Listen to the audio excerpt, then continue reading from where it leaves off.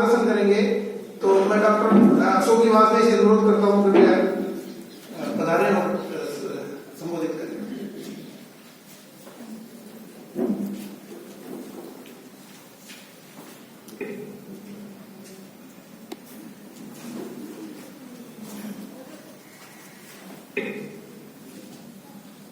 मंच पर उपस्थित doctor colonel RC Gupta ji, मेरे सहयोगी,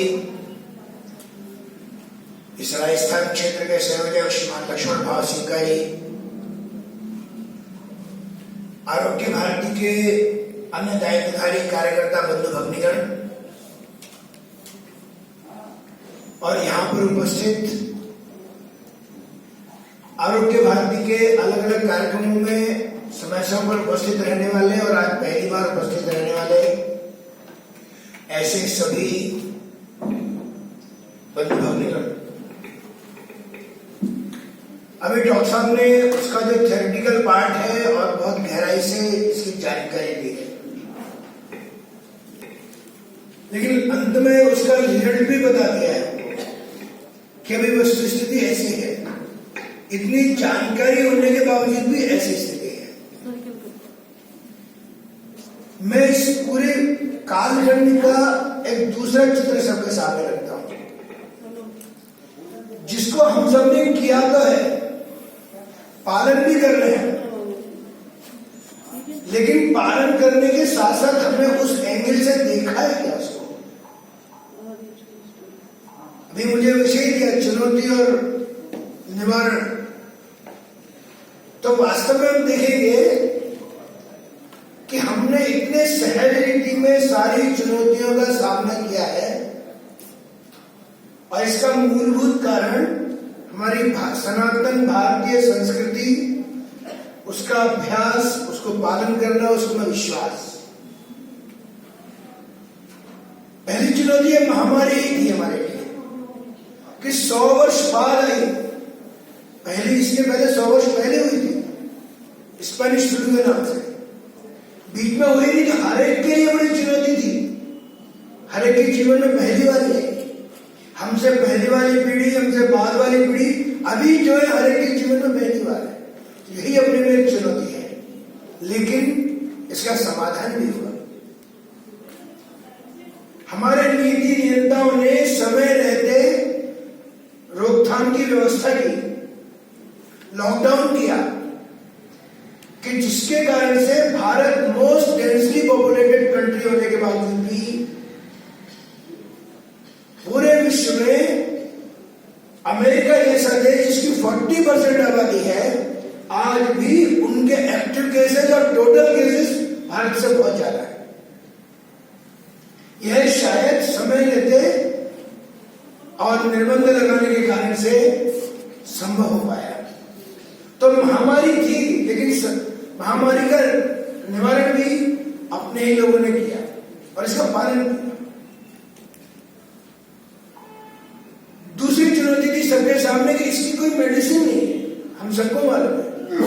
सिम्टोमेटिक ट्रीटमेंट है, अभी डॉक्टर साहब ने बहुत सारी चीज जानकारी दी है आपको। केवल प्रिवेंशन ही इसका एकमात्र इलाज है,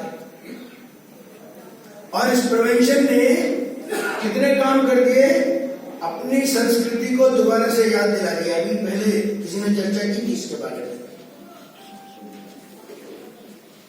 कि हमने हमारी भारतीय सनातन संस्कृति में है कि कोई भी अतिथि बाहर से आया, जूते चप्पल बाहर उतारो, हाथ मुंह धो, आराम से बैठो, पानी पियो, तब आगे पूछो। एक सहज स्वाभाविक क्रिया है हमारे यहाँ। तो जिसको हमने इस कालखंड में अलग अलग कारणों से पिछले कालखंड में छोड़ दिया था, इस कोरोना ने हमको याद दिला दिया। और यही इस समय कारगर भी है, इसका लाभ भी है। मैं अक्सर बोला करता हूं, हम ध्यान करें 1998 में जापान में एक फुकुशिमा नाम का स्थान है जहां पर न्यूक्लियर पावर स्टेशन है। उस समय वहां पर रेडिएशन लीकेज हुआ था, बहुत सारे जान माल की हानि हुई थी।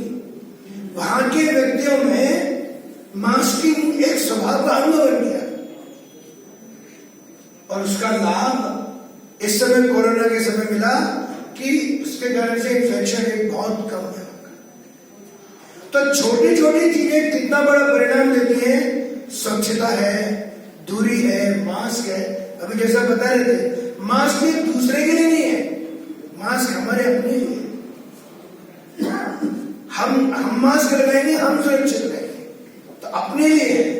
उन्होंने पद्धति बताई कैसे बताना, कैसे लगाना, नहीं लगाना, वो मैं उसको रिपीट नहीं करता, लेकिन इतना ध्यान कर दीजिए कि यह जो पुनः लौट करके आया, यह हमको निवारण के रूप में मिला, लेकिन इसका परिणाम हुआ, चुनौती को फेस किया। तीसरा विषय, अभी तक कोई भी महामारी आती थी, भूकंप आया, तूफान आया, बाढ़ आई, केवल एक स्थान विशेष में आता था, लेकिन यह पूरे देश भर में, और केवल देश भर में, पूरे वैश्विक की महामारी थी। लेकिन इस महामारी का जो उत्तर दिया समाज ने, वो भी उतने ही चुनौती से लिया, उतने ही दिलदारी से लिया। पूरे देश भर में समाज का हर व्यक्ति जिससे जो बन सकता था वह सेवा कर रहा था। जो जिनकी व्यक्तिगत रूप से जो कर रहे थे उनकी क्षमता कम थी, जब तक कर पाए किया। एनजीओ की क्षमता थोड़ी अधिक होती है, उन्होंने अधिक संगठन किया। बड़े संगठन आज भी कर रहे हैं, और कैसे कैसे अप्रतिम उदाहरण मिले कि शायद हम कल्पना भी नहीं कर सकते। अभी मैं 2 दिन पहले भीलवाड़ा में था, मैंने वहां के माननीय विभाग संचालक से चर्चा हुई थी। उन्होंने कहा कि हमारे भीलवाड़ा में एकदम से तेजी से फैला और हम सब सेवा कार्य के लिए निकलने लगे, तो हमको लगा जो हमने बजट बनाया वो हमारे 40 लाख के आसपास होता है। हमने सोशल मीडिया पर कुछ नंबर डाल दिए, 3 दिन में मेरे पास 1000 कॉल आई और 40 लाख रुपए का आश्वासन तुरंत आ गया। ऑनलाइन नंबर दिया, 15 लाख रुपए भी आ गया उसमें। तो भी वहां हंसगिरी जी महाराज का आश्रम है, उसमें गए, वहां वहीं से सारा संचालन हो रहा था। तो महाराज जी हमारे माननीय विभाग संचालक जी को कमरे के अंदर लेके गए, उन्होंने कहा आप चिंता मत करना, आपको जितना लगेगा मैं दूंगा। मैं आश्रम के पास इतना है भी कि हम आज समाज को आवश्यकता है, हम सारी अवधि तोड़ाएंगे। जो हमारी संपदा है वो है किसके लिए? ऐसे कड़े वक्त में काम में आने के लिए। और उन्होंने करके दिखाया, अपनी अवधि भी तुड़वाई, जो उनके पास रखा हुआ सोना था उसको भी एनकैश कराया। तो ऐसे ऐसे सेवा करने वाले संगठन भी हमारे बीच में ही है। इतना ही नहीं, जहां कुछ जगह कोरोना वॉरियर्स और ऐसे जो काम में लगे रहते थे, कुछ लोग तो दूर भागते थे, वहीं दूसरी ओर ऐसे भी लोग थे कि ऐसे लोग जब घर आए तो उनका स्वागत करते थे। हमारे आरोग्य भारती की दिल्ली में कार्यकर्ता है डॉक्टर तृप्ति अग्रवाल, उनके श्रीमान जी भी डॉक्टर है, वो रायपुर में, उनकी ड्यूटी थी कोरोना की। वो जब ड्यूटी करके आए पहले राउंड की, तो उनकी सास घर में थी, उन्होंने बाकायदा उनकी आरती उतारी, उनके ससुर ने उनका वीडियो बनाया, 2 छोटे छोटे बच्चे, उनकी आरती उतारी, फूल दिया और एक कॉरिडोर बनाकर उनको कमरे तक व्यवस्था करके भेज दिया। और जब तक उनको उनका टाइम मिला तक कमरे में ही नहीं क्वारंटाइन होकर गया। लेकिन ऐसे लोग थे, वो वीडियो वायरल हुआ पूरे देश में। तो सेवा के लिए बहुत अच्छे अच्छे उदाहरण पूरे देश भर में किसी भी प्रांत में जाइए मिलते ही हैं। मैं इतने प्रांतों में प्रवास कर रहा हूं, बराबर मुझे रोजाना एक आधा केस मिलता है कि जिसका उदाहरण पूरे देश भर में दिया जा सकता है। और इसलिए यह जो पूरे देश भर में जैसी महामारी थी, वैसा ही लोगों ने सेवा से उसका उत्तर भी दिया है। और एक पहलू है, लॉकडाउन हो गया, सब बंद, लोगों को लगने लगा क्या होगा हमारे लिए। टेक्नोलॉजी ने उसका जवाब दिया। थोड़ी देर के लिए सोचिए कि अगर टेक्नोलॉजी कल पार्ट हमारा इतना डेवलप नहीं हुआ होता, तो क्या हम इतनी सरलता से पूरे लॉकडाउन को निकाल पाते क्या? और हर व्यक्ति ने उसका लाभ उठाया, सरकार ने भी लाभ उठाया। मोबाइल बैंक्स के माध्यम से पहले ही महीने में 21 लाख ट्रांजेक्शन करके दिखाए पोस्टमैन के माध्यम से। सरकार को जितना पैसा भेजना था उन्होंने तुरंत एक क्लिक में भेजा सबको। नहीं तो कौन, हम सोचते थे क्या कि सरकार कब पैसा भेजेगी और कब पहुंचेगा नीचे, कितना भेजेगी और कितना पहुंचेगा, टेक्नोलॉजी के माध्यम से। कई बार सोचते हैं कि जितना विकास इन 6-8 महीने में टेक्नोलॉजी के लिए हुआ उतना तो 20 वर्ष में भी नहीं होता। एक पीढ़ी आगे बढ़ गया। नहीं तो कहां online classes, work from home हम कर रहे हैं बराबर। आज लिंक निकालकर पहले कितनी वेबिनार चलती रहती है, कितनी मीटिंग चलती रहती है। हर संगठन, हर ऑफिस ऑनलाइन काम कर रहा है, किसी का काम रुका नहीं है। हम लोग भी ऑफलाइन ऑनलाइन दोनों काम कर रहे हैं एक साथ। तो टेक्नोलॉजिकली हम लोग बहुत साउंड हो गए। तो लॉकडाउन हुआ लेकिन उसका उत्तर भी टेक्नोलॉजिकली हम सब निकल गए। और एक पहलू है इसमें, बहुत सारे लोग थे कि जिनके सोशल कॉन्टेक्ट कम थे, थोड़ा शांत प्रवृत्ति, घर में रहने की आदमी, थोड़ा पैनिक हो गया तो और बचने लगे। अभी भी कुछ लोग हैं जो घर के अंदर ही, अभी तक निकलना शुरू नहीं किया उन्होंने। थोड़ा उनके बारे में विचार करिए कि ऐसे जो एकांत में रहने के बाद स्ट्रेस हो गया, डिप्रेशन होने लगा उनको, इंटरनेट ने, सोशल मीडिया ने, पॉजिटिविटी ने उनको ठीक किया।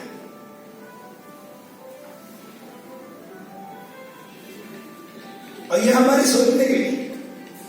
इतना ही नहीं, बहुत सारे लोगों ने इस कालखंड को रीइन्वेंट भी किया। हम ही ध्यान करें जरा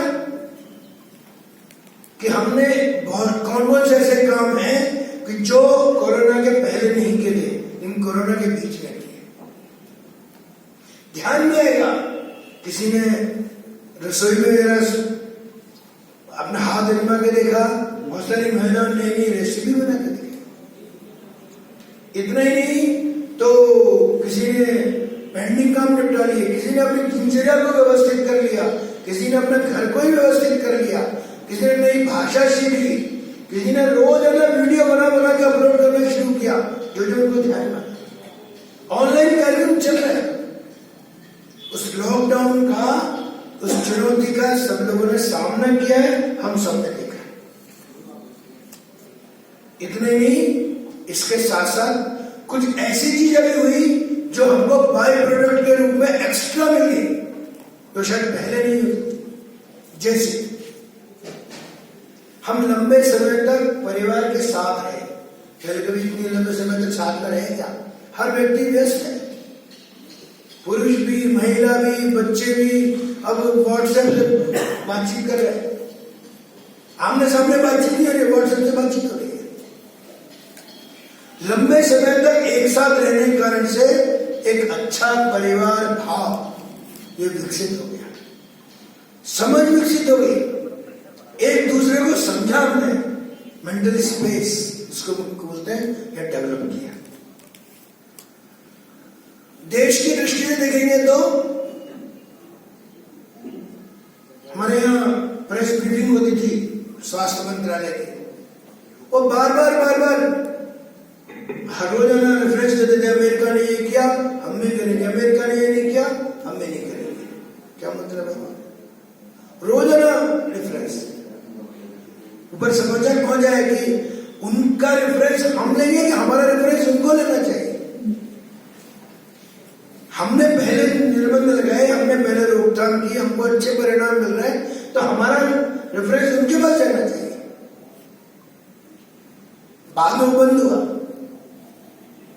और हमने देखा कि आयुष मंत्रालय ने एडवाइजरी जारी की भारत के लोगों के लिए, लेकिन उसका प्रभाव पूरे विश्व में था।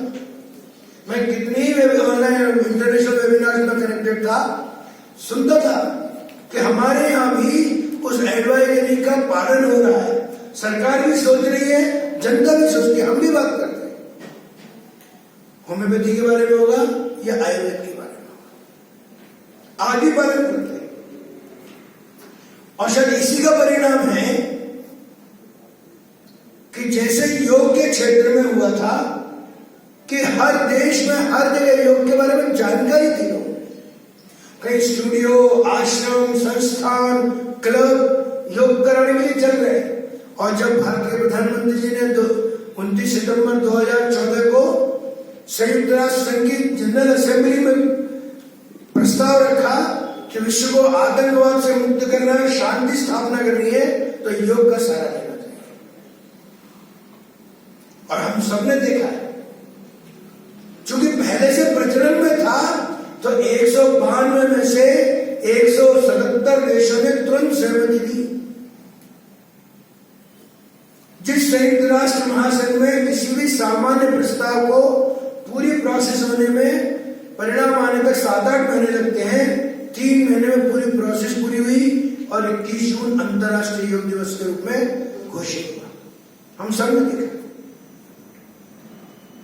वैसे ही आज से महीने भर पहले हमने पढ़ लिया होगा, विश्व स्वास्थ्य संगठन ने पूरे आयुर्वेद के वायुमंडल को देखकर भारत को अंतर्राष्ट्रीय केंद्र विकसित करने के लिए घोषित किया है और भारत सरकार इसके लिए काम कर रही है। यह कोरोना काल की एक एक्स्ट्रा उपलब्धि हमारे लिए, जो हमको सोचना चाहिए, जिसकी चर्चा भी बहुत होती है, इम्यूनिटी की। जो चिकित्सक हैं, साइंटिस्ट हैं, डॉक्टर्स, मैंने अलग अलग प्रकार के डॉक्टर्स सब वे तो इम्यूनिटी की चर्चा करते रहते हैं, जन सामान्य इम्यूनिटी की चर्चा कहां करता है। लेकिन आज इम्यूनिटी की चर्चा होती है और लोगों को यह मालूम है कि जैसे शरीर में प्राण है, दिखाई नहीं देते लेकिन उनका प्रभाव होता है, वैसे शरीर की इम्यूनिटी है, दिखाई नहीं देती लेकिन प्रभाव है उसका। अच्छी इम्यूनिटी है, इन्फेक्शन नहीं होगा, कम होगा। कम इम्यूनिटी है, हो गई। और आज दवा की दुकान पर जाइए तो वहां पर कोई एंटीबायोटिक्स और विटामिन टैबलेट नहीं मांगता है।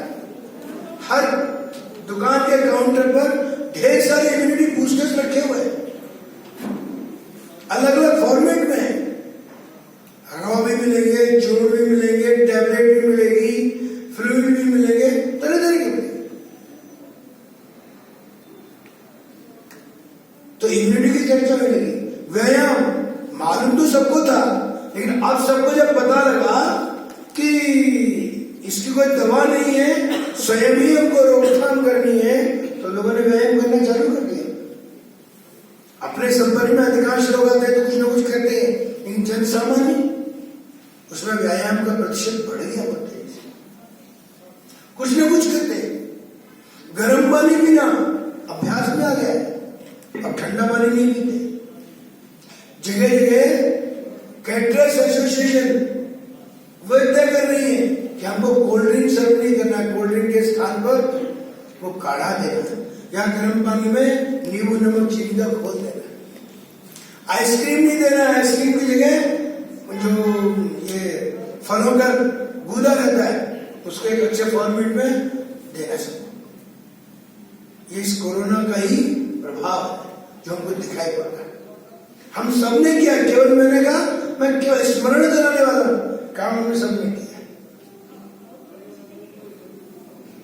और एक काम हुआ है, क्या कोरोना के पहले हमने सोचा था कि सारी ट्रेनें बंद हो सकती हैं? 13,500 बसेस, विमान, मॉल, ढाबे, चाय के स्टॉल सब बंद, तो भी जीवन है।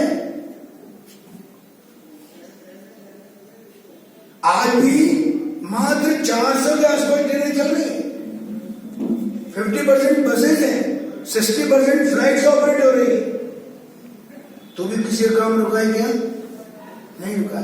शादी विवाह के जो कार्यक्रम हो रहे हैं कम संख्या में हो रहे हैं, लेकिन काम पूरे हो रहे हैं। सीमित संसाधनों में जीवन यापन करने का अभ्यास इस कोरोना ने हमको सिखाया है। अब हमको ध्यान में आता है कि कितने काम हम ऐसे करते थे जो एक्स्ट्रा में थे, उनके बिना भी हम आराम से रह रहे हैं। बाहर का भोजन 2 दिन लगातार करना कठिन होता है, घर का भोजन हम रोजाना करते रहते, कभी उठते नहीं। क्यों? घर के भोजन में भाव पक्ष का रहता है। बनाने वाला व्यक्ति, हमारी पत्नी, माता जी, परिवार का कोई भी प्रियजन होगा, वह एक अच्छे भाव से बनाता है, प्रसाद के रूप में बनाता है, उसका परिणाम दिखाई पड़ता है। थोड़ी सी फिजूल खर्ची भी बंद हो, कम हो गई, उससे भी पैसा बचा, ध्यान में आया। और एक चीज है, प्रोडक्टिविटी बढ़ी है, परफॉर्मेंस लेवल बढ़ गया है। आज व्यक्ति घर से निकलता है, सोचता है कि शाम को लॉकडाउन हो जाएगा, बार बार आना जाना ठीक नहीं, कोरोना का कालखंड है, सब सोच के चलता है, लिस्ट बना के चलता है, पूरा होमवर्क करता है कि वो कौन कौन से काम कब कब करेगा कि निर्धारित समय में सब काम कर ले। है सोच करके चलने के कारण से वह कम समय में अधिक काम कर पा रहा है, अभ्यास में आ गया। और इसलिए ऐसे ध्यान करेंगे तो ये बहुत सारे ऐसे बिंदु दिखाई पड़ेंगे जो हमको जो हो रहे हैं।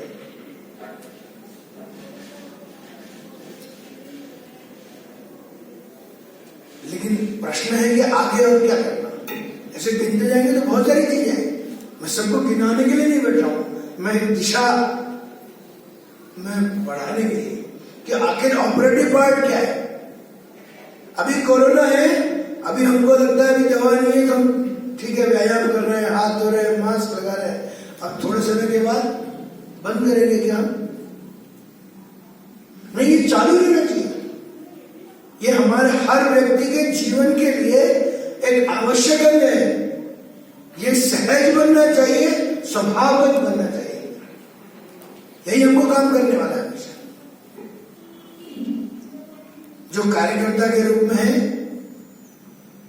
कार्यकर्ता का एक गुण होता है कि कार्यकर्ता कभी भी अकेला नहीं होता, वो अगर सक्रिय है, काम कर रहा है तो वो मल्टीप्लाई होना चाहिए।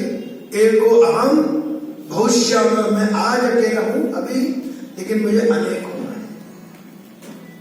हम आरोग्य भारती के दायित्वधारी कार्यकर्ता जो है वो विचार करेंगे, उन्होंने अपने जैसे अपने आसपास कितने लोगों की टोली खड़ी की। कहते तो हैं आरोग्य भारती कार्यकर्ता, लेकिन स्वयं आकलन करने के लिए अगर टारगेट ही देना हो, महानगर की टोली है, जितने संघ के नगर बने हैं, हर नगर में हमारे संयोजक खड़े हुए क्या हो सकते हैं? क्या कोशिश करके देखिए, टारगेट रख करके। मैं हर बार आता हूं, हर बार बता के जाता हूं, हाँ सब लोग सुनेंगे, बड़े अच्छे बात रहेगा, हाँ सब चीज हृदयंगम हो गई है। अगली बार आए तो गाड़ी उसी प्लेटफॉर्म पर उसी तरह से खड़ी मिलती है। तो ऐसी गोष्ठी, ऐसे कार्यक्रम, उनका परिणाम टीम, कार्य, नए कार्यकर्ता, एक्सपर्ट्स की टोली, इसमें दिखाई पड़ रही है। तब तो कह सकते हैं हम कि हाँ वास्तव में कुछ काम है। मैं लगभग 8 वर्ष से बराबर आ रहा हूं, वर्ष में एक बार 2 बार आता ही हूं, तो गाड़ी बढ़ तो रही है लेकिन धीमी गति से बढ़ रही है। वो फर्स्ट गियर में जैसे दिखाई पड़ रही है, पूरे देश भर में देखेंगे तो 4th गियर में चल रही गाड़ी, इधर अपने प्रांत में बहुत धीमी गति से। तो कार्यकर्ताओं की टीम है, उसको बैठ करके योजना बनाना और ये काम करना चाहिए। प्रांत स्तर के कार्यकर्ता सभी जिलों तक कैसे पहुंचना, महानगर के अपने नीचे के जितने उपनगर हैं सब नगर तक टीम खड़ी हो, ये हमारा टारगेट बनना चाहिए। हर महीने योजना बनाए, कितने नगर हो गए, कितने बड़े, और कोई व्यक्ति ध्यान में आता है क्या, तब हम देखेंगे, हमको व्यक्ति भी मिलेंगे, काम भी बढ़ेगा, मॉड्यूल भी दिखाई पड़ेंगे, प्रभाव भी दिखाई पड़ेगा।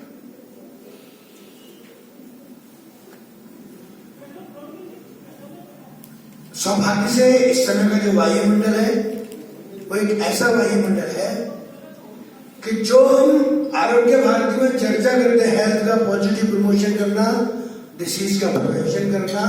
कोरोना ने एक अपने पूरे कार्य समाज का वायुमंडल इस प्रकार तैयार कर दिया है कि आज इम्यूनिटी के बारे में, व्यायाम के बारे में, पॉजिटिविटी के बारे में बहुत अधिक बताने की जरूरत नहीं पड़ती। हर व्यक्ति पालन कर रहा है। बस हमको उस वायुमंडल को एक तंत्र में विकसित करना है,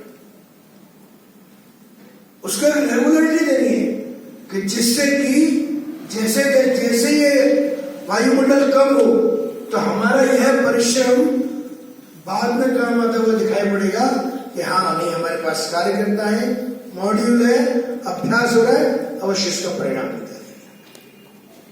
तब हम कह सकते हैं वास्तव में ये कोरोना कालखंड हमारे लिए चुनौती तो जरूर था, लेकिन हम सबने मिलकर छोटे छोटे उपक्रम करके इसका मुकाबला किया है।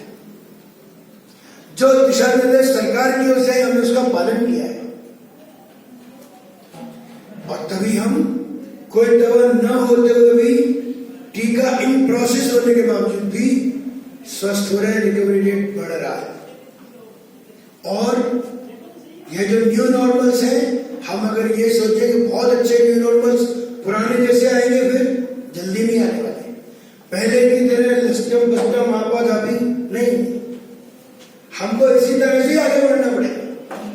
अभी भी जो बिल्कुल घर के अंदर डर के मारे निकले नहीं, पूरी सावधानी नियमों का पालन करते हुए अपने सहज स्वाभाविक जीवन में आना चाहिए, तभी वे अपनी प्रोडक्टिविटी, अपनी क्षमताओं का उपयोग करते हुए सामान्य हो सकते हैं। और इसलिए वास्तव में ये गोष्ठी आज इसलिए ही बुलाई गई थी कि हम सब ने जिस तरह से नियमों का पालन किया, स्वस्थ रहे, सेवा की, आगे आने वाले समय में भी हम उसी तरह से इनका पालन कर सके, समाज में अच्छा स्वास्थ्यवर्धक वायुमंडल तैयार कर सके और अपने जैसे अनेकों कार्यकर्ता तैयार कर सके। अगर हमने इस दिशा में विचार किया तो अवश्य ही यह कार्यक्रम सार्थक होगा। मुझे लगता है इस समय इतना ही कहना चाहिए। भारत माता की